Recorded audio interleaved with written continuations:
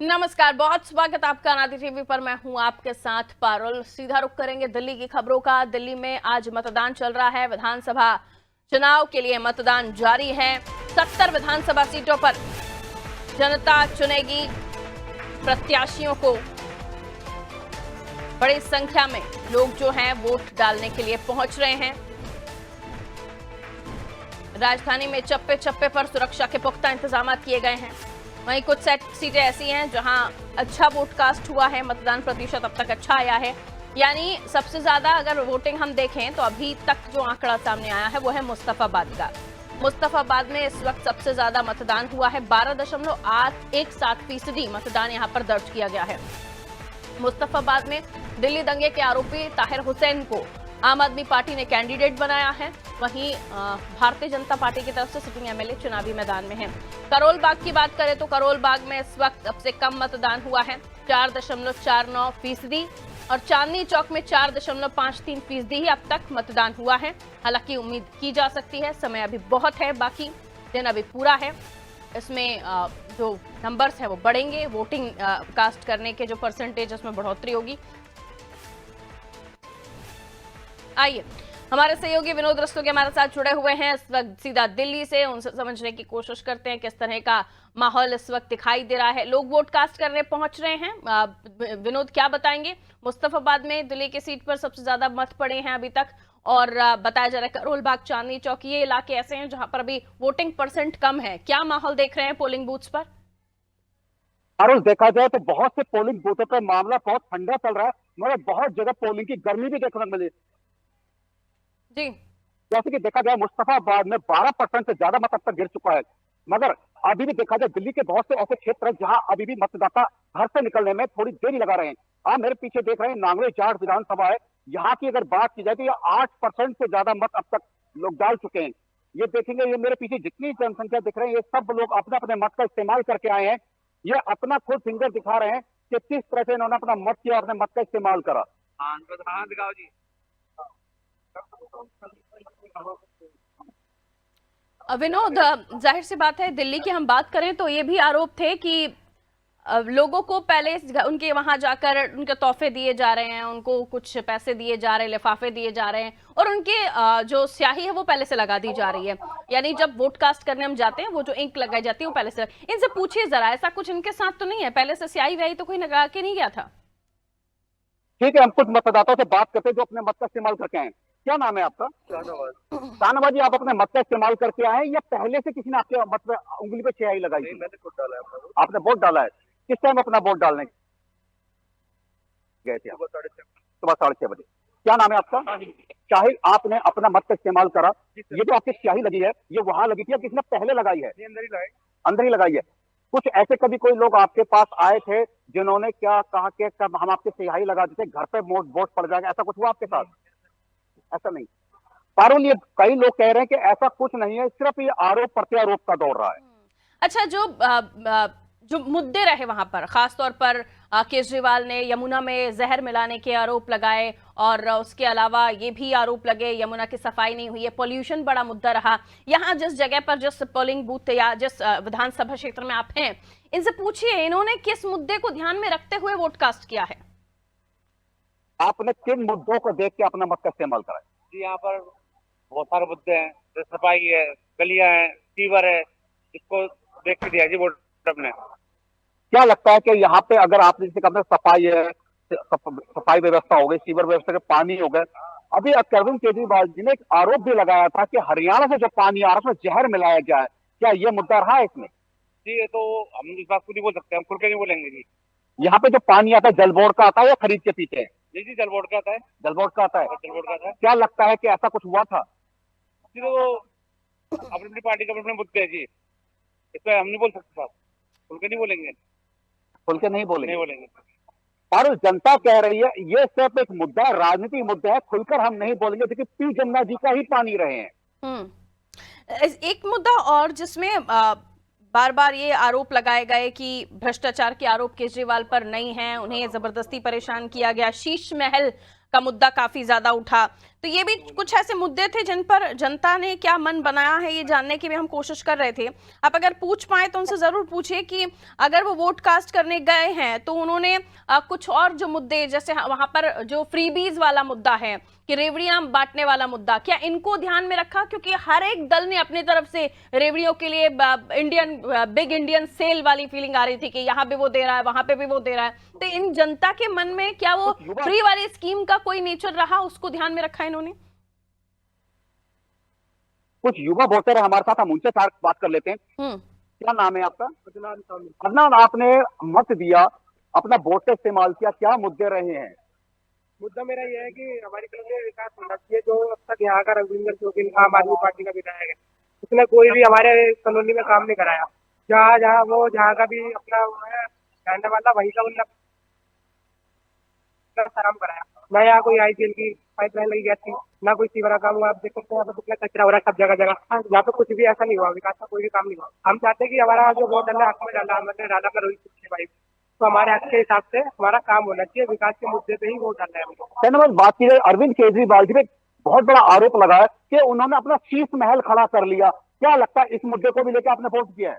जी, मेरे को इस बात से मतलब नहीं कि उन्होंने शीश महल खड़ा करा, जो भी करा है। हर पार्टी अपना अपना खड़ा करके अपनी फंडिंग लगाती है, जो भी है अपना, उसका कोई मतलब नहीं है। हर कोई करता है, उनको सीएम पावर रहनी चाहिए, तो नहीं हर जगह रहनी चाहिए। राजमहल कुछ भी है, फैसिलिटी होनी चाहिए उनके पास।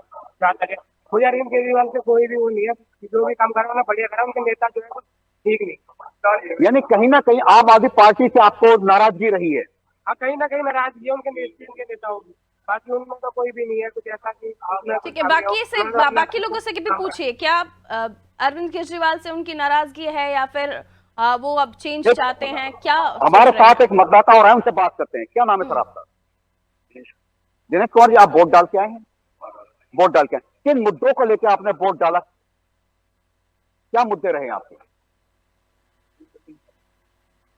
सबसे बड़ी तो ईमानदारी की बात, ईमानदारी की बात की जाए, आम आदमी पार्टी कहती है कट्टर ईमानदार पार्टी है आम आदमी पार्टी, क्या लगता है?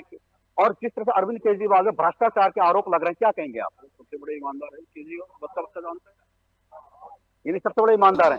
मगर अरविंद केजरीवाल जी को बच्चा बच्चा जानता है कितने बड़े ईमानदार है। एक अरविंद केजरीवाल जी पे बहुत बड़ा आरोप लगा है शीश महल का, जिसमें कि उनको काफी बुरी तरह से घेरा भी किया, क्या कहेंगे आप? अभी सुनने में आया है टिकट लगेगी उसके ऊपर देखने के लिए, यानी शीश महल को देखने के लिए टिकट लगेगी? टिकट लगेगी अभी सुना। तो क्या आप लोग जाएंगे देखने? आप दिखाएंगे जरूर जाएंगे। देखा, जैसे आपने कहा, इन्होंने कहा शीश महल को देखने की दिल्ली में टिकट लगेगी और जरूर देखने जाएंगे। तो ये तो खैर अपने अलग ही बात उन्होंने कही। सवाल ये भी है कि जिस तरह के आरोप प्रत्यारोपों के बीच जब दिल्ली में वोटिंग हुई, उसके कुछ दिन पहले ही इनकम टैक्स रिजीम का जो ऐलान हुआ, खासतौर पर 12 लाख के जिनकी इनकम है सालाना, 12,75,000 नौकरी पेशा लोग क्योंकि दिल्ली में ज्यादा हैं, और करीब इसका जो वोट परसेंट है 21% के आसपास, ये उनको प्रभावित कर रहा है। जो ये डिसीजन निर्मला सीतारमण ने लिया, उसको लेकर कुछ विचार है जनता का, क्या उससे सरोकार रख रहे हैं? इस पॉइंट को भी नोटिस कीजिएगा। और उसके अलावा महिला मुद्दा, कानून व्यवस्था, इसको भी काउंट करिएगा। महिला मुद्दे को लेकर लोगों से बात करने की कोशिश करते हैं। लाला जी का कर लो, लाला जी का। अरे बाबू जी, महिला आपके पीछे जा रही हैं, जरा उनसे कोशिश कीजिए बात करने की।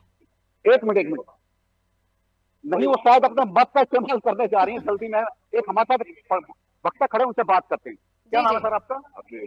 हरदेव सिंह जी, अगर बात की जाए, अभी बजट पेश हुआ था, उसमें निर्मला सीतारमण जी ने 12 लाख रुपए तक का टैक्स दिया, क्या कहेंगे आप? बहुत बढ़िया करा, मध्यम वर्ग के लिए और जो छोटे तबके के लोग हैं उनके लिए बहुत ही बढ़िया ये स्कीम है।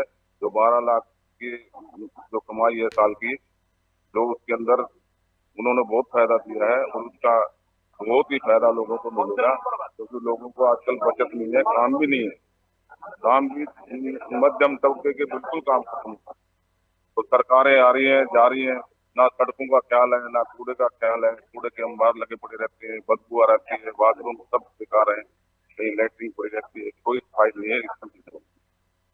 और सरकारें आवे हैं जावे हैं, लेकिन नौकरी पेशा तो वही रहती है, नौकर वही रहता है, सरकारी अफसर वही रहता है, नेता बदलते हैं लेकिन उनके काम कहीं सही नहीं होते। सब कामों में धांधली चलती है, सब कमीशन पे चलते हैं। कहीं भी कोई भी नेता बन जाए, सब अपने अपने कमीशन पे, कहीं भी काम, किसी का मकान बन रहा हो तो वहाँ कमीशन लेने आ जाते हैं। कोई मतलब गरीब आदमी की कोई वैल्यू नहीं है। अगर बात की जाए इस बार का बजट जनता के हित को देखकर बनाया गया है। बहुत बढ़िया बना रखा है बजट में कोई कमी नहीं। हजरत सिंह जी, एक बात है मैं तो, और अरविंद केजरीवाल जी पर कुछ आरोप लगे थे, इसमें शीश महल मुद्दा सबसे बड़ा रहा, क्या लगता है? जैसे उन्होंने शुरू में अपनी कमेंट करी थी कि मैं घर नहीं लूंगा, गाड़ी नहीं लूंगा, लाल बत्ती नहीं लूंगा, उसके हिसाब से तो उन्होंने बहुत ही गलत काम जनता के साथ किया है और वो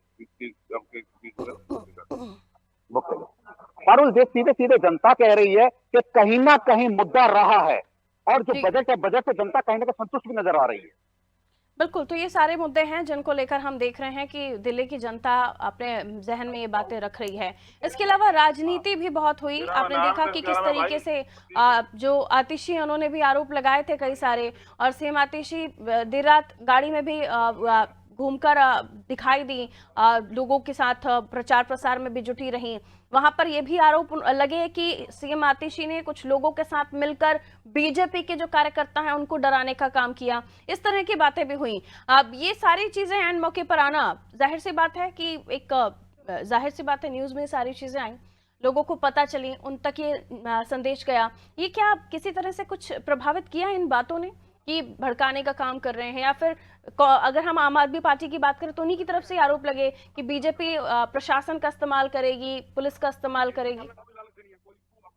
ठीक है, कुछ जनता हम उनसे बात करते हैं। क्या नाम है सर आपका?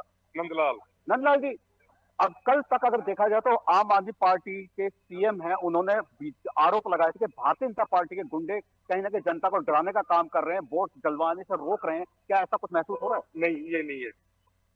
नहीं है। आपको कुछ लगा कि कुछ लोगों ने आया कहा हो कि वोट नहीं डालने हैं या मत इस्तेमाल मत करें या कहीं घूमने जाएं, ऐसा कुछ हुआ? ऐसी कोई बात नहीं है।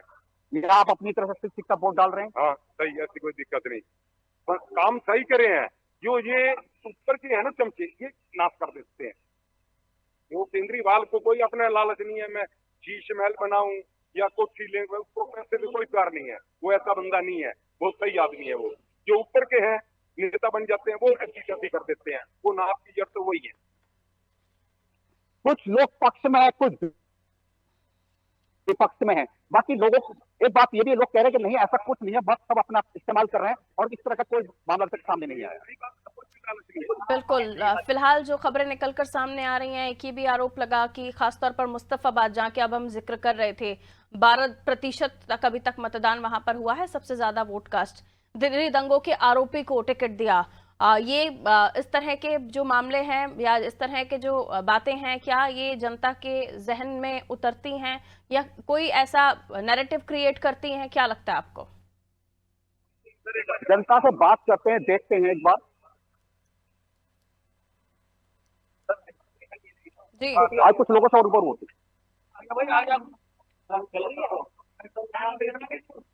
जाए तो जब ना। बिल्कुल। तो देखिए, वोट कास्ट करने के लिए काफी सारे लोग पहुंच रहे हैं, मतदान करने के लिए, अपने मताधिकार का उपयोग करने के लिए। इनसे जी। बात करते हैं। क्या आपने अपने मत का इस्तेमाल किया? अगर बात की जाए इस बार देखा जाए तो मुस्तफाबाद से एक ऐसे दंगे के आरोपी को टिकट दिया गया है, ताहिर हुसैन। क्या लगता है उससे इस बार जनता पे कितना प्रभाव पड़ेगा? प्रभाव तो योगी जी डाल गए यहाँ पे सारा। बीजेपी की सरकार है नहीं, जैसे MIM से ताहिर हुसैन को टिकट दिया गया, क्या लगता है कहीं ना कहीं जनता के साथ पक्षपात हो रहा है या ये क्या राजनीति कर रही है? तो राजनीति केजरीवाल की है, सारी गंदी राजनीति कर रहा है सारी। कांग्रेस का स्टैंड लोग कितना ले रहे हैं? क्योंकि बार बार ये कहा जा रहा है कि कांग्रेस का वोट परसेंट बढ़ेगा तो उसका फायदा बीजेपी को होगा। तो ये भी पूछिए, कांग्रेस की स्थिति लोग क्या देख रहे हैं? कांग्रेस को किस नजरिए से राजनीति में देख रहे हैं? अगर जैसे कि अब एक आरोप लगाए जा रहे थे कि अगर मत पड़ता कांग्रेस का मत बढ़ेगा, क्या लगता है उसका फायदा बीजेपी को पहुंचेगा? बीजेपी को पहुंचेगा, बिल्कुल पहुंचेगा। बिल्कुल 100%। और जनता का मत है कि हाँ, इसका फायदा बीजेपी को कहीं ना कहीं मिल रहा है। बिल्कुल, यानी कांग्रेस यहाँ पर अगर प्रदर्शन अच्छा करती है तो एक माना जाता है, क्योंकि पहले भी ये होता था कि आम आदमी पार्टी आने के पहले 2013 से पहले जब दिल्ली के इलेक्शन हम देखते थे तो बीजेपी कांग्रेस दिखाई देते थे, लेकिन कांग्रेस का जो सीट था वो कम हुआ है, उसका वोट परसेंट कम हुआ और वो सीधा बीजेपी की तरफ शिफ्ट हुआ है। लेकिन पिछले इलेक्शन में 1/3 वोट परसेंट लाने के बाद भी सीटों की कमी रही बीजेपी के सामने, और अब वो अपनी सीटें भी बढ़ाना चाहते हैं, वोट परसेंट भी बढ़ाना चाहते हैं। तो ये अब हम देख रहे हैं कांग्रेस भी पूरी मेहनत के साथ दिखाई दे रही है। देखना होगा अब कितनी सीटें निकाल पाती है कांग्रेस, या कितना वोट परसेंट अपने नाम करवा पाती है। क्योंकि प्रियंका की रैली, रोड शो और अरविंद केजरीवाल ने कई सारे कार्यक्रम किए। अच्छा चलिए मैं कार्यक्रम पे ही आ जाती हूँ। तो इनकी रैलियां और इनके जो कार्यक्रम रहे राजनीतिक नेताओं के, इससे कितना प्रभाव जनता के जहन में पड़ा? उनके वादे, उनकी पॉलिसीज, बड़ी बड़ी बातें। बोल दो जी हाँ, केजरीवाल वाला बोल दो कुछ महिलाओं से बात करने की कोशिश करेंगे। अगर बात करो तो कुछ महिलाओं से बात करते हैं। क्या नाम है मैम आपका? स्वाति जी, अगर बात की जाए कुछ दिनों से कांग्रेस की जो रैलियां हो रही है, प्रियंका गांधी जी ने जो रैली की, राहुल गांधी जो रैली कर, क्या लगता है जनता पर कितना प्रभाव पड़ रहा है? निहाल बिहार आपकी नांगली जाट विधानसभा में प्रियंका गांधी जी आई थी, अपार जनसमूह आपको समर्थन देखने को मिल रहा था। क्या लगता है क्या उसे वोट बैंक में कन्वर्ट करने में कितनी आसानी हुई? काफी हद तक हो रही है। काफी हद तक हो रही है, मगर कहीं ना कहीं महिलाएं बूथ से दूर नजर आ रही है। क्या लग रहा है ऐसा?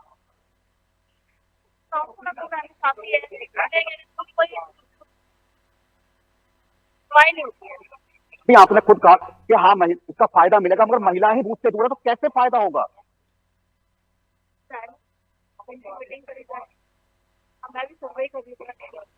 आपने अपना मत का इस्तेमाल करा?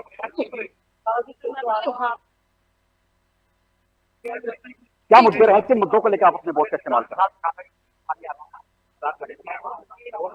ये कुछ महिलाएं हैं जो कहीं ना कहीं दूरी भी बनाए हुए हैं। बिल्कुल। तो केंद्र में कहीं ना कहीं केजरीवाल दिखाई दिए। आपने जो संबोधन नेताओं ने किया, जो रैलीज की, रोड शोज की, उनके बारे में तो बात की, लेकिन केजरीवाल के ही इर्द गिर्द ये चुनाव देखा गया। अब तक हम लोकसभा चुनाव या तमाम राज्यों में चुनाव देखते थे तो राज्यों के भी फेस में प्रधानमंत्री नरेंद्र मोदी दिखाई देते थे, और लोकसभा में तो फेस थे ही। लेकिन यहाँ हम दिल्ली की बात करें तो दिल्ली इलेक्शंस में हमें केजरीवाल ही सेंटर में दिखाई दिए। हारेंगे तो केजरीवाल से जनता का भरोसा उठ गया, और जीतेंगे तो केजरीवाल पर एक बार फिर विश्वास जनता ने दिखाया। और केजरीवाल भी ऐसे अटैक्स कर रहे थे जिन पर हम देख रहे थे कि जो बाकी दल हैं उनको आकर पिच संभालनी पड़ रही थी, उसका जवाब देना पड़ रहा था। लेकिन ये भी एक मैसेज किया कि लोकसभा में आप लोग साथ साथ, और इस बार तो जो आरोप लगे केजरीवाल पर, उन्हें क्या नहीं कहा गया, किस तरह की चीजों से, किस तरह के नामों से उनको संबोधित किया गया, ये भी किसी से छिपा नहीं है। विनोद, क्या बताएंगे, क्या लोकसभा में गठबंधन और बाकी दूरियां भी इतनी तल्ख कि बड़े बड़े आरोप लगे केजरीवाल पर, उसको लेकर जनता ने क्या सोचा? जो ये खासतौर पर आम आदमी पार्टी है, कांग्रेस है, ये चुनाव, लोकसभा चुनाव के समय में साथ में आते हैं, एक दूसरे की तारीफों के पुल बांधते हैं, और फिर विधानसभा चुनाव तक आते आते एक दूसरे को कोसना शुरू कर देते हैं। देखा जाए तो कुछ जगह पे आज भी लोग कंफ्यूज हैं, क्योंकि लोकसभा में आम आदमी पार्टी और कांग्रेस ने मिलकर चुनाव लड़ा था और विधानसभा चुनाव में अलग हो गए। मगर जनता के बीच में अगर जाकर देखा जाए, जनता से जब भी बात की जाए, जनता एक बात कहती है, ये कहीं ना कहीं आपसी इनका गठजोड़ है जो अब टूटता नजर आया था। मगर बात की जाए अगर विधानसभा चुनाव में सिर्फ देखा जाओ तो जो प्रचार हुआ है वो सिर्फ केजरीवाल जी की तरफ से हुआ था, और या फिर पंजाब का पूरा कैबिनेट उतार दिया गया, सिर्फ वही देखने को मिला था, और बड़े लीडर्स से दूरी भी बनाकर रखी थी। ठीक है, अब देखना होगा कि जनता किसके हक में मतदान करती है, किसे पसंद करती है, कौन से मुद्दों को लेकर जनता ने वोट कास्ट किया है। बहरहाल अभी तक का जो अपडेट सामने आ रहा है उसमें ये भी है कि सोनिया गांधी भी मतदान करने 11:30 बजे के आसपास जाएंगी, और इसके बाद काफी सारे जो नेता हैं उन्होंने, सुबह से हमने देखा पूजाओं का दौर शुरू हो गया था, यमुना घाट पर पूजा अर्चना की जा रही थी। तब भगवान किसकी नैया पार कराते हैं, यमुना जी किसकी नैया पार कराती हैं, तो आने वाले समय के साथ पता चलेगा। आप नजर बनाए रखिए विनोद, कोई भी अपडेट हो तो दीजिएगा। फिलहाल शुक्रिया जानकारी के लिए। तो 70 विधानसभा सीटों पर मतदान चल रहा है, वोट कास्ट किए जा रहे हैं, अलग अलग विधानसभाओं पर जो मतदान है वो पहुंच रहे हैं। चेहरा मुद्दा रहे, चेहरा रहा मुद्दा, या यहाँ के मुद्दे जो राजनीतिक फिजाओं में तैरते रहे वो मुद्दे रहे, या फिर रेवड़िया कल्चर, फ्रीबीज, इनको जनता ने अपने जहन में रखा। कई सारी बातें हैं जिनको लेकर इस बार का मतदान है। ये देखिए अलका लांबा आपको दिखाई दे रही है, कांग्रेस के प्रत्याशी, इन्होंने भी वोट कास्ट किया है। हाई प्रोफाइल सीटों की हम बात करें तो यहां पर भी बहुत तगड़ी मेहनत की है राजनीतिक दलों ने। अब देखना होगा कि जनता ने किसे चुना है। 8 तारीख को नतीजे आएंगे तब पता चलेगा। फिलहाल पूरा दिन है, अभी भी आपने मतदान नहीं किया है तो घरों से निकलिए, अपने मताधिकार का उपयोग कीजिए।